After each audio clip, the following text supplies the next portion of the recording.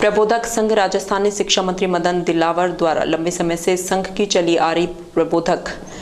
पदोन्नति की मांग को पूरा करते हुए पदोन्नति से वंचित रहे 5000 प्रबोधकों को पदोन्नत कर वरिष्ठ प्रबोधक बनाए जाने के निर्णय का प्रबोधक संघ ने आभार व्यक्त किया। प्रदेश महामंत्री संजय कौशिक ने बताया कि पदोन्नति से वंचित रहे 5392 बीएड बीपीएड योग्यताधारी प्रबोधकों की पदोन्नति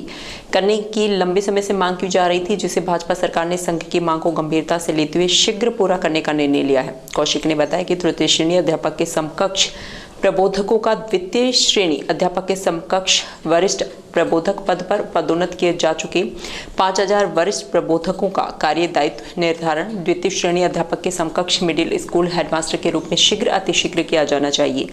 या फिर सेकेंडरी सेटअप में विषय अध्यापक के रूप में सरकार वरिष्ठ प्रबोधकों को पद स्थापित करें। साथ ही वेतन विसंगति को दूर करने और 2008 से पूर्व राजकीय उपक्रमों में की गई अनुबंध आधारित सेवाओं को प्रबोधक सेवा में जोड़ने की मांग संघ लगातार प्रमुखता से उठाता रहा है, जिसे सरकार को अतिशीघ्र पूरा करना चाहिए। वहीं प्रदेश अध्यक्ष अर्जुन सिंह शेखावत ने बताया कि संघ शीघ्र ही शिक्षा मंत्री मदन दिलावर और मुख्यमंत्री भजन लाल शर्मा का अभिनंदन करेगा।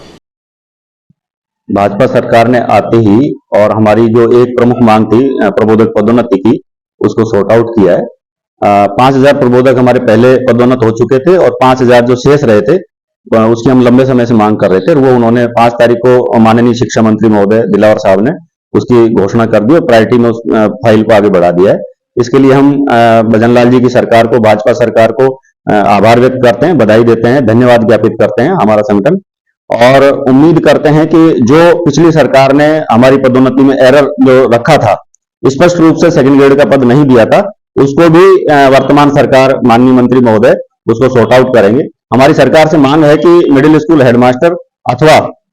सेकंड ग्रेड में विषय अध्यापक के रूप में सेकेंडरी सेटअप में वरिष्ठ प्रबोधक को लगावे। उसमें किसी तरह के भी कार्य दायित्व निर्धारण को लेकर जो एरर है उसको ठीक करे। और दूसरा विषय था हमारा वेतन विसंगति का। वेतन विसंगति का जो इशू है, पिछली दोनों कमेटियां जो थी वेतन विसंगति संबंधित, दोनों से हमारी वार्ताएं हुई हैं और दोनों ने हमारे पक्ष को समझा, जाना और माना,